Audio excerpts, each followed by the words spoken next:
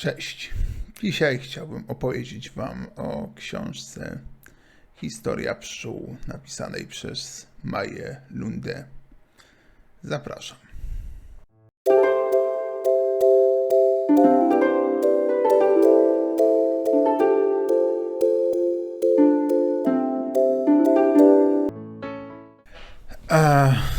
No więc zacznijmy standardowo od krótkiego streszczenia fabuły książki. Dzieje się ona w 3 planach czasowych i pokazuje historię, powiedzmy, hodowców pszczół, zarówno w XIX, jak i w XXI i zasadniczo już praktycznie w XXI wieku. Dzieje się ona w Anglii, w USA i w Chinach. Mamy zupełnie różnych bohaterów, ze sobą nie do końca powiązanych, ale tematem wspólnym są pszczoły. I jeśli chodzi o moją ocenę tej książki, to z twórczością pani Lundę spotkałem się już drugi raz, bo zacząłem od Błękitu, która jest teoretycznie drugą książką w tym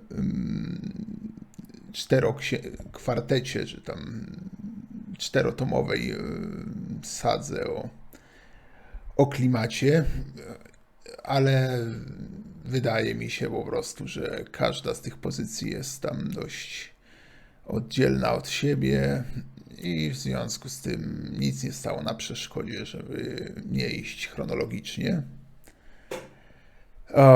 No i jeśli chodzi o historię pszczół, to o ile historia dziejąca się w XXI wieku Georgia była całkiem ciekawa, natomiast gorzej już było trochę z tą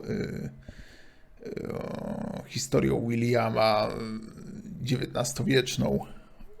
Zasadniczo to była historia o jego depresji i o jego tam nieodnajdywaniu się w społeczeństwie. Jeszcze było w miarę z nią ok, ale już czasami to wszystko zgrzytało. O tyle ten taki jakiś dystopijny, dziwny świat bez pszczół właściwie w Chinach pod koniec tam XXI wieku, bodajże rok 2098, tutaj już było słabiutko. Czytało się to z bólem, więc zasadniczo każda z tych części to może być rozpatrywana jako osobna opowieść i na szczęście już przy Błękicie autorka zarzuciła pomysł tworzenia jakichś takich zupełnie odległych, tam prawie 100 lat krain, bo widać, że one tam niespecjalnie fajnie wyglądały i niespecjalnie tutaj to jakoś tam trzymało się kupy, było spójne.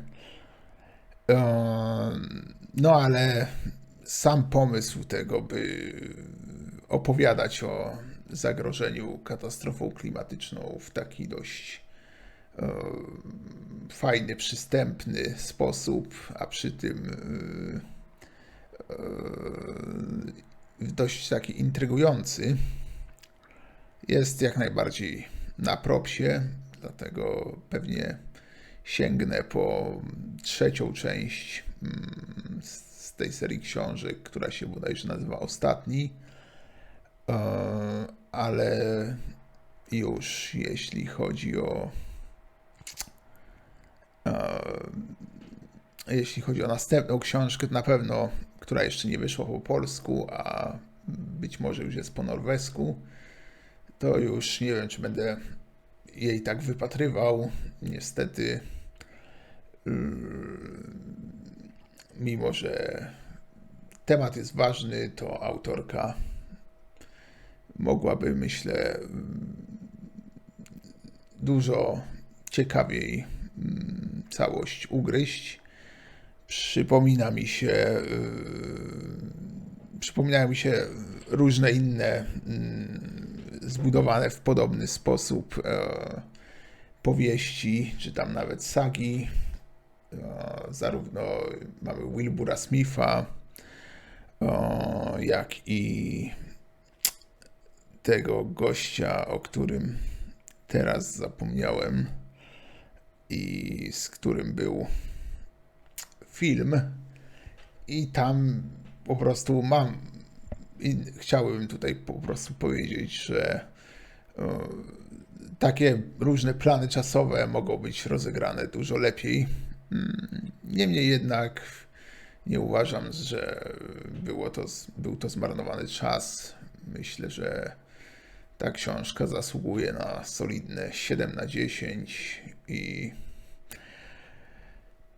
no i tyle. I mam nadzieję, że widzimy się w kolejnej recenzji. Do zobaczenia. Cześć.